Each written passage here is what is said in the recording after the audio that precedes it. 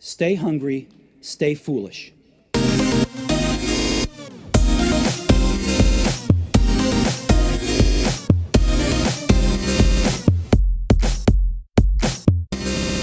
In a world where we are inundated with technology, data, and distractions, it is becoming increasingly difficult to focus and maintain our attention. Today's guest will give us some background on the issues we are experiencing in a tech-heavy world. We're going to talk about neuroscience and what's going on in our brains while they are on technology. We're going to talk about focus and attention. Most importantly, he will share some of the tactics and exercises we can use to focus less on our hardware and more on our humanware. He is the best-selling author of multiple books, including as far back to 1997, a book called Technostress. One we will talk about today, which is iDisorder, which touches on disorders we are experiencing amplified by technology. Welcome, Dr. Larry D. Rosen.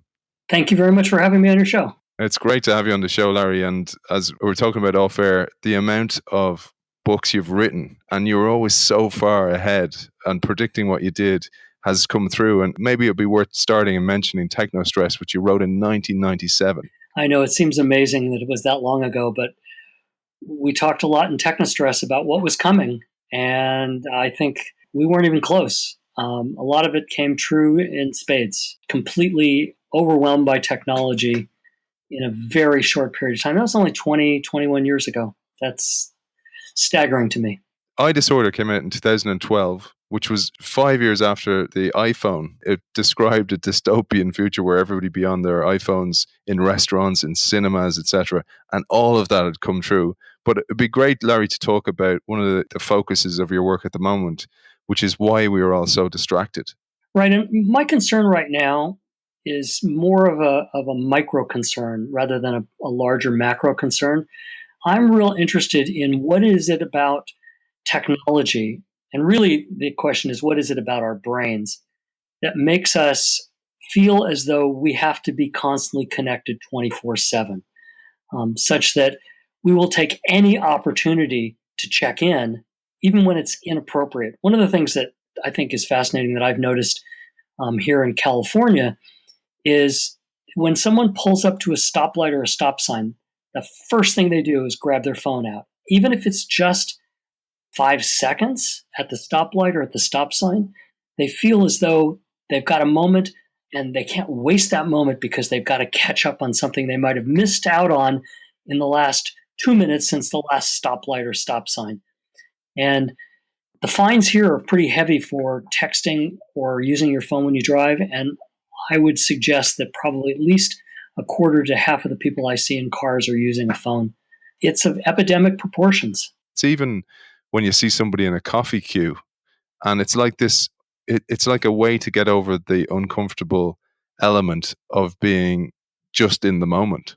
Well, and that's part of the issue, and that's part of what we grapple with when we're studying this, is what's driving this behavior.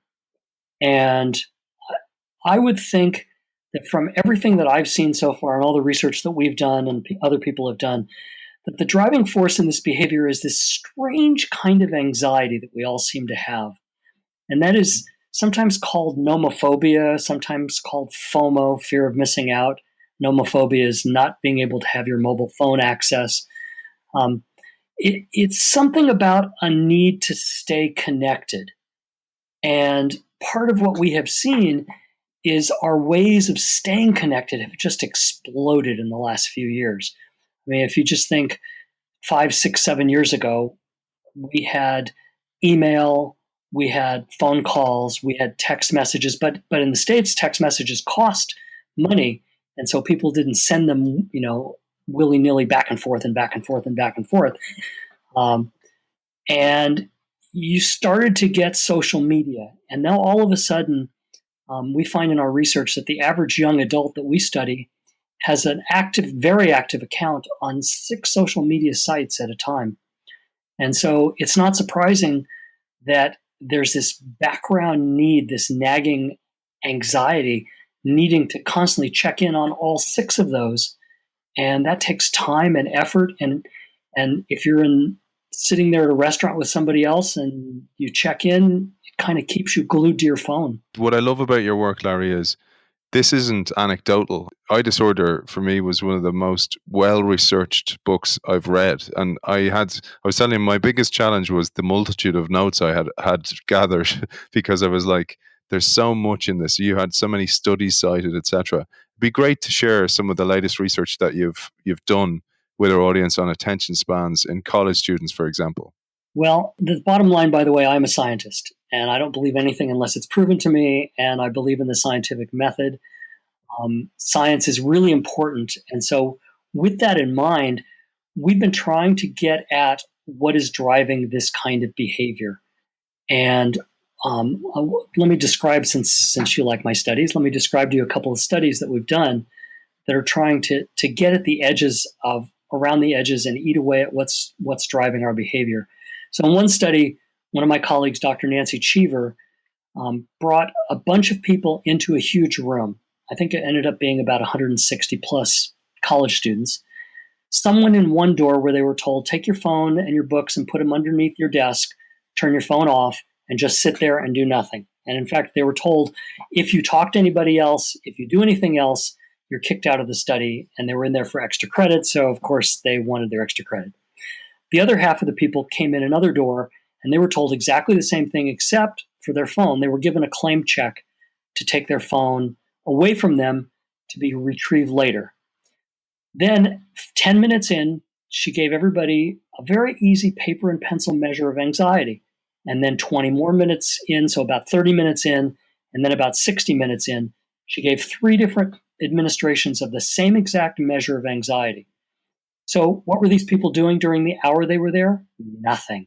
They were simply told to sit and do nothing. So this is inducing an incredible state of boredom, which we as people in 2018 don't seem to be able to tolerate at all. So what happened to these people? Turns out it didn't matter whether your phone was underneath the desk or we took it away from you. We found the same results. 10 minutes in, 30 minutes in, 60 minutes in, those people who we would classify as light smartphone users, meaning they could leave their phone in the other room and not freak out. They could actually even leave their phone at home and not get anxious about it.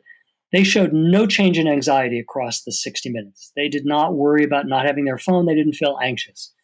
The moderate users, in between the light users and the very heavy users, the moderate users, 10 minutes in, weren't feeling any anxiety. But then 30 minutes in, they started to become anxious, but that leveled off at a moderate amount of anxiety. It was the heaviest users that were the startling result. 10 minutes in, they were already more anxious. 30 minutes in, they were way more anxious. And 60 minutes in, they were horrendously anxious. These are our college students, our young adults, our teenagers, even many of our children who are getting anxious when they're not allowed to access their phone. And what we see from our research is we can watch and see how many times a day they access their phone. And we've done this a couple of times now. In early 2016, I had my students put an app on their phone, and the app monitored how many times a day they unlocked their phone and how many minutes it stayed unlocked. And in early 2016, large group of people unlocked their phone 56 times a day, which is about every 15 minutes of waking time. And it stayed unlocked for about 220 minutes. That's almost 4 hours. They unlock their phone, spend about 4 minutes looking at something, and I'll tell you in a second what they're looking at. And then they lock their phone for about another 10, 11 minutes, and then they unlock it all day long, all day long. A year later, we did the same thing with a similar group of people. They unlocked their phone only 50 times a day, which we thought was good, until we noticed that the total number of minutes was 262 minutes. That's almost 4.5 hours. It's about 5.25 minutes per unlock. So they unlock their phone for about 5 minutes, then they lock it back up for about 10, and they keep repeating this all day and all night. So what are they doing? They're mostly checking something having to do with communication and particularly social media. These are young adults who have active accounts on 6 social media sites right now. And that's a heavy responsibility if you've got to keep checking in and making sure that you're not missing out on something that could be important to you, or at least conceivably seem important to you. When you look at some of the work by the likes of David Rock, for example, he'll talk about you can only hold a certain amount of information in your brain at the same time. So maybe 4 data points, maybe 5 or 6. That coupled with the fact that we're working in a knowledge economy now, the world is run more by people's brains than it is by hard labor, by manufacturing, etc. in this day and age. This is where this becomes really worrying, because these are the leaders of the future and they are struggling to keep their attention for more than 10 minutes. Isn't that startling and a little bit scary? By the way, right now I have high school students. So these are 15, 16-year-olds with the same app on their phone for probably a period of about 6 to 8 weeks for the rest of their semester. And we'll see what they look like. But my suspicion is that they're going to unlock their phone even more often for more minutes. My guess is they'll be on their phones upwards of 5, 6, 7 hours a day. When we're constantly on all the time, so our brains are almost in this semi-active state all day, because most of us use our phones for alarm clocks as well. And you've noticed with your research that the younger generation are actually checking their phone during the night. I mean, I put mine on airplane mode. Yes, I use it as an alarm clock, but I don't have any notifications come in. But they will check the notifications, they will answer the phone, and then sleep deprivation kicks in. And that's another factor that affects our attention. Right. And sleep deprivation has concerned me enormously. The typical teenager is supposed to get about 9 hours of sleep a night. They average during the week, the school week, about 6 hours, and during the weekend about 10, but they still run at a sleep debt of about 12 to 15 hours a week. And that's a sleep debt is the kind of debt that you have to repay. Cannot be forgiven. You can't just say, it's okay, forget that sleep debt. You got to repay it. And most kids repay it by taking naps. And naps really don't do the same work that a good night's sleep does. I spent probably about a year studying sleep and reading up on it. And one of the things that fascinated me is what actually goes on in your brain, in your body when you're asleep. I always thought your brain and body were kind of quiescent and inactive during the night. In fact, your brain is about 95% as active during the night as it is during the day, which is startling. And the part that's less active is the part that's right in the front, your prefrontal cortex, which is your executive controller. So it's sort of like your brain's going without control. It's going whichever way it feels like going. 3 things happen in the middle of the night if you get a good night's sleep. And I'll preface it by saying, if you get a good night's sleep. First thing is called consolidation, which is anything you learn during the day, your brain practices. And literally it practices remembering things that you learned during the day, things that you saw that you need to remember. Anything that your brain thinks is important, it practices it. The second thing is pruning, meaning it gets rid of things that it doesn't think you'll need, that it thinks are worthless, like the fact that I'm wearing a red t-shirt right now. My brain doesn't need to know that, and tomorrow I'll probably forget that I was wearing a red t-shirt.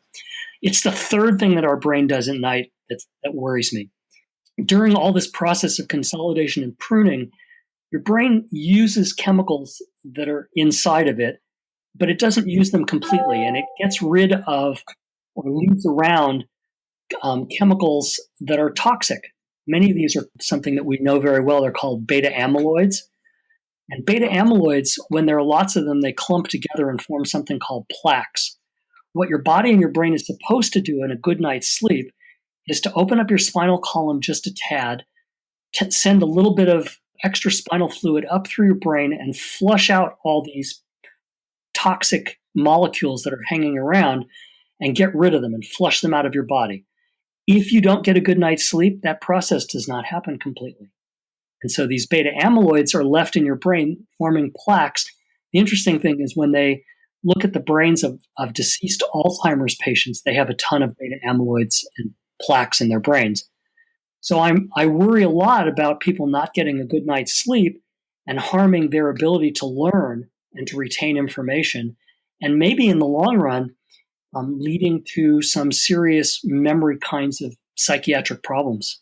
And we're already seeing that, Larry, aren't we? I mean, I don't know whether I'm just more aware of it now, but we're definitely seeing more cognitive degenerative diseases happening in the world, or it feels like there is. Yeah, I think there's some research that shows that there is, and we're seeing more of that. But I think the real problem is going to come in about 30 years when these teenagers and young adults are in their 40s, 50s, and even 60s, and the the sort of decades-long non-sleeping, non-cleaning out your brain is going to catch up with them. And Larry, so we have a lot of parents, for example, who would listen on the show because we deal often with issues like this and how we can prevent rather than cure. What does a good night's sleep look like for us as adults, as workers, as leaders, as business people, but also as parents to get our children into the good habit of a good night's sleep? So I'm going to start your good night's sleep an hour before bedtime.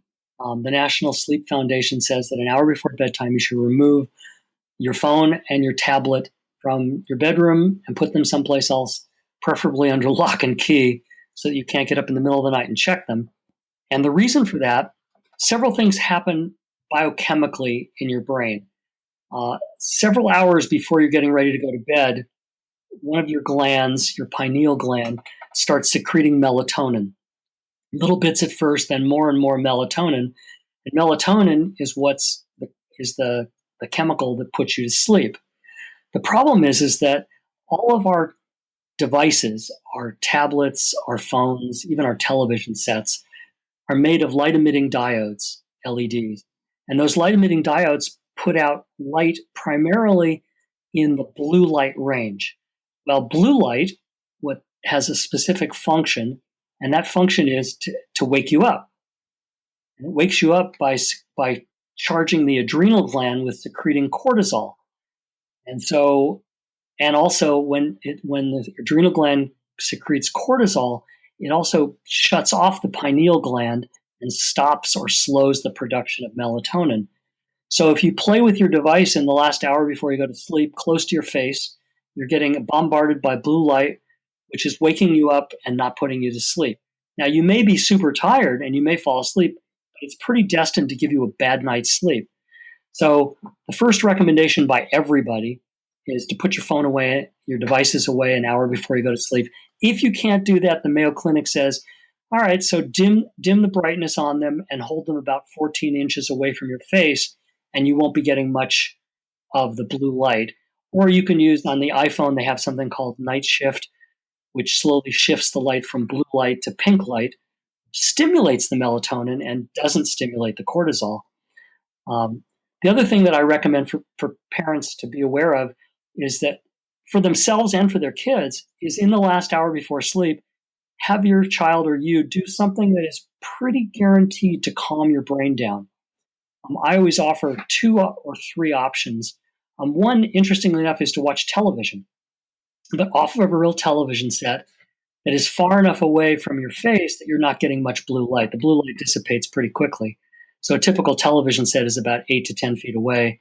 And so watch television, but watch a show that's predictable, something that you've watched before, you know the characters, your brain doesn't have to work as hard to learn the characters. That's one option. Another option is to actually read a paper book. The light reflected off paper is more in the pink range, which helps the melatonin, but only read a book that you are familiar with. I read mysteries all by the same author, so I don't have to make my brain very hard to learn about the new characters in there. So that's a second option. A third one is, interestingly enough, is to listen to music. But I always tell kids that the kind of music they want to listen to is a playlist that they know so well that they can sing the song in their sleep. And so stick that on. The problem, of course, is your playlist is on your phone, and that becomes another issue that you're there.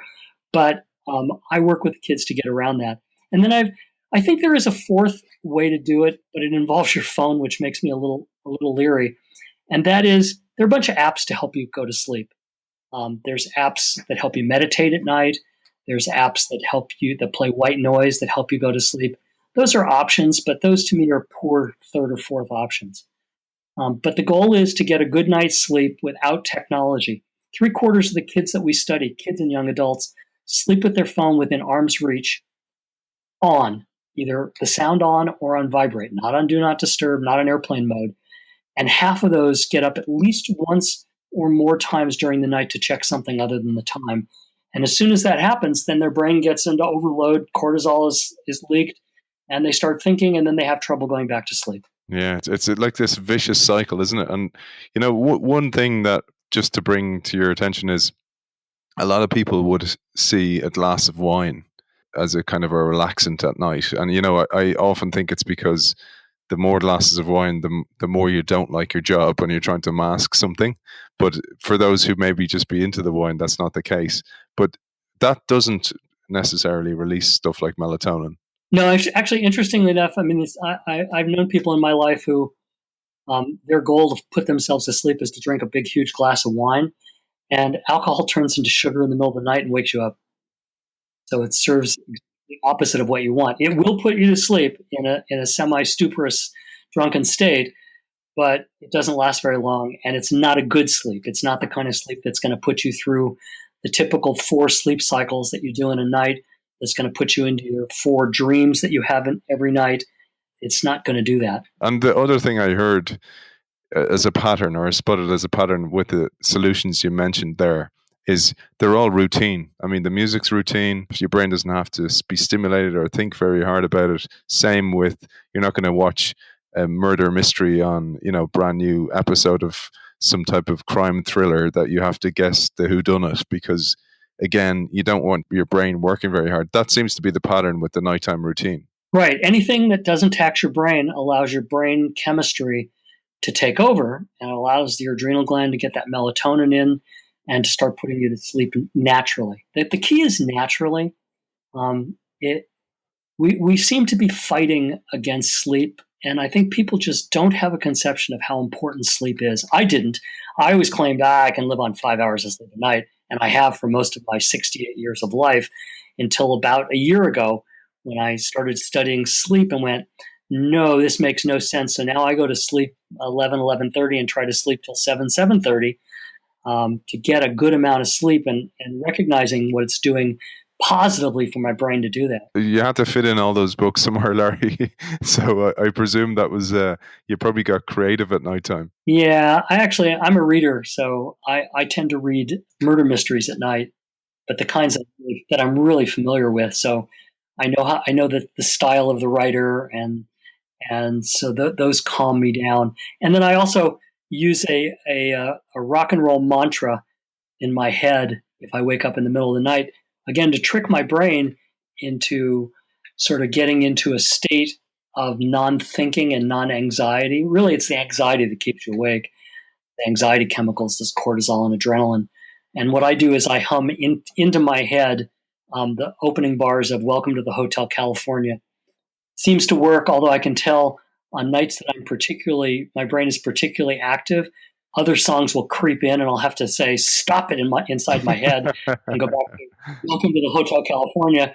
I have to keep that mantra going because I realize that it sort of stops my brain from getting anxious. It stops those anxiety chemicals. Those type of exercises seem to be absolutely key, and you do mention them throughout all your work. I'd love to bring it back to something you mentioned. So you mentioned the prefrontal cortex, because I found this fascinating. You talked about this before, where the process of myelination takes place, and I thought this explained really, really well how, with stuff like gambling, for example, or even alcohol, that we put an age restriction on it. And it's for more reasons than you're just an adult now. It's because of reasons that's going on inside your brain. Right. Part of what's interesting about the development of the body is when you're born, your neurons are essentially like live wires. If you have a lamp and you have that coating, that rubber coating out around the wires, your neurons are like wires without the rubber coating. And throughout the beginning of your life, these little tiny cells called myelin, they're really just fat. They start to surround each neuron, primarily to aid transmission. Because if you have a live electrical wire and you send a signal, it's going to spark and not transmit from one point to the other. Same thing analogously happens to your neurons. And so this myelination process starts going. I mean, and the funniest thing I tell students is myelination is why you can't potty train a child until they're about 2 years old, because the pathway from their brain to their bladder or their bowels is not myelinated until they're about 2 years old. And so the signal from their brain or their bladder doesn't quite get there fast enough for them to run to the bathroom. But that's kind of what happens in our brain. And interestingly enough, the last area of the brain to be myelinated is the prefrontal cortex. And the prefrontal cortex is really your executive controller. It's your boss. It's your problem solver. It tells you what to attend to, tells you when to be impulsive and when not to be, tells you how to make decisions, how to work on a problem. It all happens up in the prefrontal cortex, just behind your forehead. And the myelination process in your prefrontal cortex is not completed until you're probably at best in your mid-20s, sometimes maybe your late 20s, early 30s. So you're not working with a fully cooked brain and making good decisions. And particularly when we talk about teenagers and children, their prefrontal cortex is not myelinated hardly enough to help them make good decisions, which is why they make impulsive decisions often without thinking.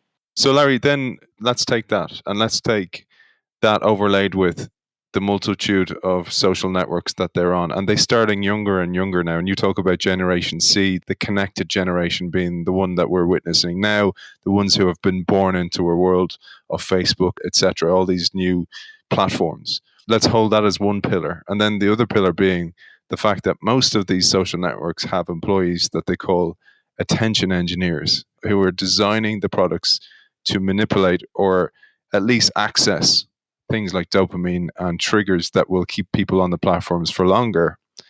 And we're seeing this perfect storm, this recipe for disaster for the future if these brains are going to become more and more distracted because they're living within this world of total distraction. And with myelination not having fully taken place, it's almost like they're missing a seatbelt at the risk of a car crash. That is so true. That is so true. I think that part of what we're seeing is the ramifications of that too, increase in learning disabilities, increase in psychological problems. Interestingly, the National Institute of Mental Health just announced that the number one psychiatric disorder in teenagers and young adults used to be depression. It's now anxiety. And that speaks yards for what's going on. Part of the job of these businesses, and when they talk about these businesses, what they're really talking about are social media sites, places where you communicate. And that's really important because communication is one thing that makes us uniquely human, is that we connect with other people when we communicate. And these companies, I mean, you can't fault their business model. Their business model is to get your eyeballs there for as long as they can. The longer your eyeballs are there, the more likely you are to click on an ad. And then they get a little bit of money here and there every time you click through. The longer you're there, the more likely you are to go back and visit it often and read their ads. And so bottom line is their job is to keep you there. Their job is to get your eyeballs, collapse them into their screen and keep you there. And they each do it with behavioral scientists. They have behavioral scientists working for them that tell them how to do this. And the most glaring one that I've heard of is Snapchat. Snapchat, by the way, is the number one site now for website for teens, at least in the States. I haven't seen any stats from anywhere else. Snapchat has this thing called streaks. So if you're sending snaps to somebody else, if you send it to them one day and they send something back to you, you now have a streak of one day, each of you. And every day you send to that person, you get another day on your streak. Well, that's a really good behavioral way to get people to do it. And kids have been reporting that even when they are away someplace that they can't use their phone, for example, maybe in the mountains or someplace where there's no reception, they will give their password to Snapchat to their friends to have them snap for them so they don't break their streak. No wonder they're connected so much and hooked. And I would argue they're either addicted or obsessed or both. Those are both very different biochemical processes, but it doesn't matter. Addicted, obsessed, compelled, doesn't really matter. It's keeping you there. In iDisorder, you mentioned how badly this can go because you mentioned a young girl whose dad took her phone and then she shot him with a crossbow. Yes, it's very serious. It's very serious, and you do hear about this, and it saddens me to watch in the world where parents who might be at the dinner table at a restaurant with their kids opt to hand their kids a device to play with instead of communicating with them. All you're doing is creating a situation where your kids think it's natural that you're always connected on a device, and it's not natural that you actually talk to other human beings face to face. I'd love to touch into this for a second, Larry, because oftentimes we project onto others, and particularly onto our children, what we fear most in ourselves or what we want them to avoid. And sometimes when a parent was bullied as a child, the last thing they want to do is have their own children bullied, etc., etc. But one of the things I see is that many parents give out about their children being on technology a little bit too much, worried about them playing the PlayStation or the Xbox a little bit too much. But they're, in a way, sending them there because it works as a babysitter. But also, the other fact is it gives them a chance to check up on their own social networks or work a little bit on a Saturday or a Sunday and catch up. And then it's just poisoning the well. It's actually just making the whole situation much, much worse. Well, it's certainly not good parental modeling, I could say that. But you're right. I mean, we used to talk about entertaining kids by turning on the television. But television is a very passive activity, and it allows you time to do other things, whereas technology, a tablet, an iPad, an iPhone, some sort of smartphone, is interactive, and that in itself connects you and keeps you interested. I always used to say that the best babysitter were video games when my kids were growing up. The phone and the tablet are much better babysitters because they have video games and way, way, way more. Television, music, anything you can imagine. And as a parent, I can totally understand why you would want your kids to use, say, your phone while they're at the dinner table because they're quiet and it gives you time to do whatever you might want to do. The problem is like you said, is that most often what you see is the parents are on their devices just as much as the kids. And we're all guilty of it at times as well. While we're on the subject of PlayStation and gaming consoles, you talked about a lot of research, and this is going back to 2012 when you wrote iDisorder. You talked about, and most of it was coming out of Asia at that time, the resulting effects of people who spent a lot of time on games, for example, one-person shooters, etc. It'd be great to touch on that a little bit as well and just inform our audience about that. Sure. Video games are kind of the classic example of an addictive process. Biochemically, what happens is when you play a video game, you are directed to do something that gets you something positive. I mean, the games are all built on positive reinforcement. You shoot somebody, they die, you get positive reinforcement. You chop down something, you get positive reinforcement. Every time you get positive reinforcement, you get a little squirt of a chemical called dopamine, plus other chemicals too, but dopamine's the main one. And the problem with dopamine is that initially a little bit of dopamine will make you feel happy, make you feel pleasure, but pretty soon you habituate to it, and then you need more dopamine to feel the same amount of pleasure. Getting more dopamine means playing more video games probably, or doing something similar that makes you have pleasure. And so what happens is it's a vicious cycle. You need more to feel more, so you play more. And you're right that most of the research on this is done in Asia because they have a much more severe problem. The percentage of video game addicts ranges, depends on the study, anywhere from a couple, 3% up to 15%, depending on who you're studying. Asia is the one place where in South Korea and in Japan, particularly where they have treatment centers. In the US, we have very few treatment centers for video game addiction. There's one in Washington State. There's a couple in upstate New York. But by and large, video game addiction is just treated as any old addiction, and it's not. It's a very different process. Yeah, and again, you give some of the solutions, for example. So let's just talk about the family, Larry, if you would, some of the solutions you give about. You talk about tech breaks, for example, both in the classroom as one of your strategies that you employ, but also you teach many other teachers about other professors, but also then tech breaks at home. Right. Well, one of the problems is, and I've been watching this stuff since the mid 1980s. First started studying computer phobia back in 1984. So I've been doing this for a long time. One of the things that I've seen in the last, I'd say, 3 to 5 years only, is our inability to let go of our phone. You see people getting notifications, beeps, buzzes all day long, grabbing their phone, checking it out. You see people checking their phone even when they don't have a beep or a buzz.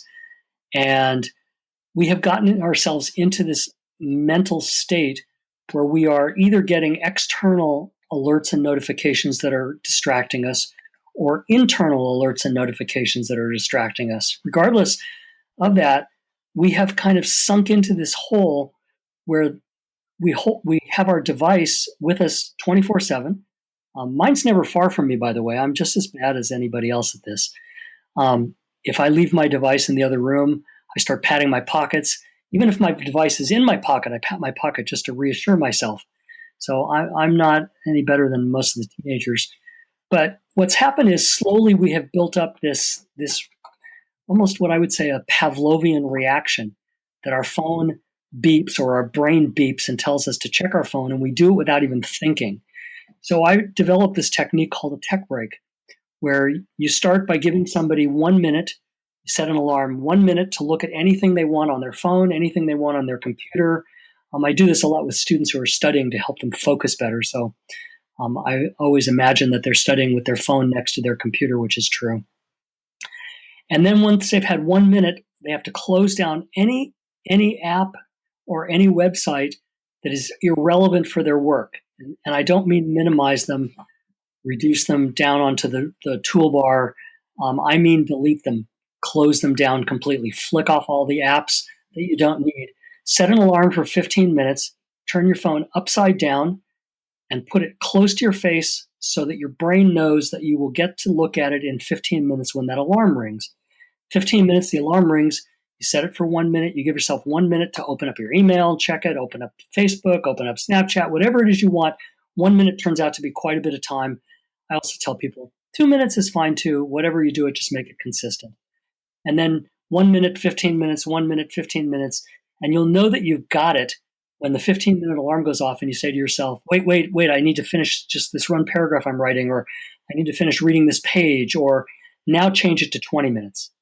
And then slowly creep it up to 25 and 30 minutes. I always say with students, if you can get them to focus for 30 minutes straight, you've won.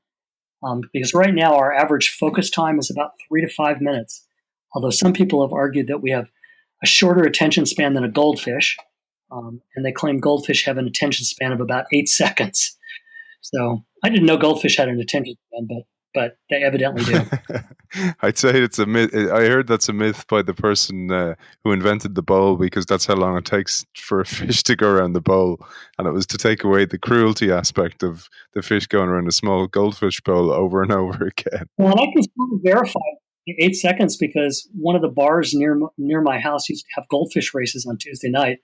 And those goldfish could concentrate on racing, but they'd go down the tube for about 5, 6, 10 seconds, and then they turn around backwards and go the other way. So they probably had a short attention span.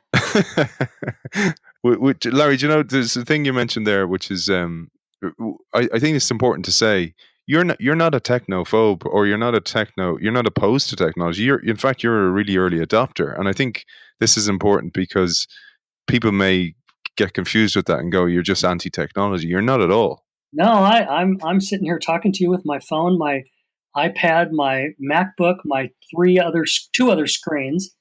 I've got every kind of device you can imagine, and I use technology in everything I do. I'm a tech lover.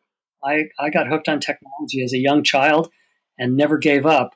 In fact, even I do some artwork, and it involves old technology pieces that I've kept for decades. So no, I'm a tech devotee, and I'm my worst subject. I mean, I see this in me.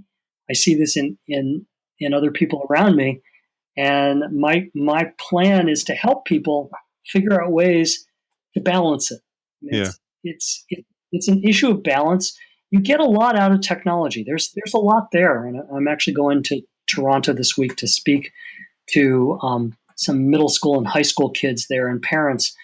And this is one of the things I tell them is that technology is really valuable. It does a lot of amazing things that we can't do without it. But it has downsides. And we have to be aware of the downsides, because the downsides make us a little bit too obsessive, I think, at times. Steve Jobs often said this, that this is one of his drives, was to empower the world to be more creative. Hence why Apple, enabled so many creative artists, etc., to create. But you talk about the different generations now, and the fact that there's more and more generations than there ever has before, and that oftentimes people are critical and kind of going, "Oh yeah, but the younger generation, which you call Generation C, are the connected generation, are less creative." But in fact, you see it slightly differently. Right. I think that the tools that we have now for creativity are abundant. And the ones who are able to use them are the younger kids. They are, in fact, spending a lot more time being creative than older people and even young adults, because they're the ones that have embraced all these interesting tools. I mean, you just have to look at the users of Snapchat as a good example. One of the things about Snapchat is it has filters that allow you to put bunny ears on people and dog noses and all sorts of things, and play with your pictures and modify them and do all sorts of fancy stuff. And the ones that you see doing this are young people. They're the ones that are into Snapchat, that are using it a lot, and they're also the ones that are the early adopters of any creative technology. They love being creative. They love creating content. They love sharing content. What you're seeing is that a generation that's embracing this idea of creativity. The problem is, and this is the negative side, the problem is that their distraction and their distractibility makes it more difficult for them to be creative. Because creativity in your brain looks different than distraction. Creativity in your brain looks like something called the default mode network, that is 4 separate areas of your brain that are activated simultaneously, that connect thoughts disparately. So a thought you had yesterday with a thought you might have had a month ago, pulls those together and comes up with something novel and interesting. But if we're constantly being distracted, the default mode network doesn't engage. And so it's a fine balance between allowing yourself to be bored, essentially, and to have your default mode network click in, or constantly be connected and switching at the cost of being creative.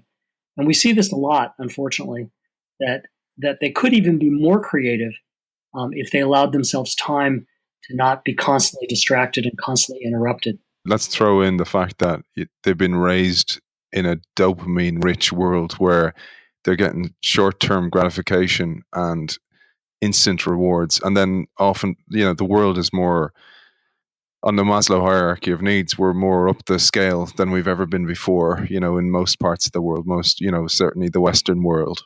And oftentimes, again, going back to that deflection of parents, or that desire to go, oh, well, I couldn't have any of the toys I wanted when I was a kid, so I'm going to give them to little Johnny here. And by doing that, you're actually feeding the beast a little bit, because little Johnny's not earning it, not understanding what delayed gratification is, and therefore we're actually depriving them of skills for the future. Right, and it's interesting you brought up delay of gratification, because that was a topic that was studied way back in the 60s in the famous marshmallow study, where they brought in little kids, 4 and 5-year-old kids, into a lab, showed them a marshmallow on a plate, and said, I'm going to go out, the researcher said, I'm going to go outside, I'll be back in a few minutes. If you don't eat that marshmallow, I'll give you a second one, and you can eat them both. And then what happens is you watch the kids, and about a third of them in those studies were able to delay gratification. And 50 years later, when they go back and study those same kids, they find that they're more successful in life, that they have a lower body mass index, so they're not obese necessarily. In fact, they've even scanned some of their brains, and found that their prefrontal cortex works better. So somebody just did a study that they called the media marshmallow test. And the media marshmallow test is interesting, because what it basically does is it says, here's a situation, I'm going to leave you alone, and here's your phone. Either you can use your phone, or you can resist your phone, or I'm going to put your phone in another room. It's the resisting their phone that's exactly like the marshmallow test. The people that resist their phone are able to keep themselves calm for about 3 minutes. They put a little device on them that measures their skin conductivity. And for about 3 minutes, they're able to stay in a non-aroused state, after which they get really aroused. And we've shown a similar result on national television in the States multiple times where we will put somebody in a situation where we will monitor their arousal level. It's called galvanic skin response or electrodermal activity. And then we will text them, but not let them access their texts, not let them look at their phone, not let them access their text. And every time we text them, their galvanic skin response spikes. And this has been shown every single person we've done it. And interestingly enough, this is another study by Nancy Cheever, who did the other study that I discussed. And she had a reporter from Good Morning America come in and brought 2 teenage girls with him. And he did the study. And of course, every time he got a text that he couldn't look at, his GSR spiked. But when the 2 teenage girls did it, their GSR spiked much higher than the reporter. And so they're even more susceptible to this creeping anxiety. Yeah, it really is. I mean, it's a perfect storm, and I can see why it's your focus at the moment, and that you're really working hard to educate the world on being less distracted. You know, I feel humanity's in a way dumbing down, and artificial intelligence getting better and better and getting clever and clever, and you're kind of seeing this storm where the machines will take over a lot of thinking roles because we just won't be able to keep our attention long enough to think. Right. It's interesting that what the ramifications are of a shorter attention span. I mean, you just hit on one very clearly, but I also worry about short attention spans in relationships. Most people, when they watch television, it should be a communal activity. I watch with my wife. We should be talking about what's going on the television. If we're watching the news or if we're watching a comedy show, is this funny? Is this not funny? What typically is happening is we both have second screens, either a phone or a tablet. So we're now partialing out our attention, part of our attention toward our screen in front of us, part of our attention toward the TV away from us. And that doesn't leave any attentional resources to have communication. One of the things, again, I'm trying to heal myself here. One of the things that I've done is the hour before I go to sleep, when I take my phone out of the room, I also stop second screening with any device to see how it feels. And it feels odd to just be focusing on one thing at a time. And I think that's kind of what happened to us over time, is that it's gotten odd to think about focusing on anything. We see this everywhere. I mean, I'm an inveterate people watcher. I see people standing in line, not being able to focus. I see people in a movie theater halfway through the movie. They can't stand it anymore, so they have to look at their phone. I see people in church surreptitiously looking at their phone. It's become an epidemic. And I really do believe that it's not too late to change things, to be able to still enjoy the technology and not give it up, because I don't think giving it up is going to help anybody, but certainly to moderate its use and give yourself a little bit better chance of having an attention span.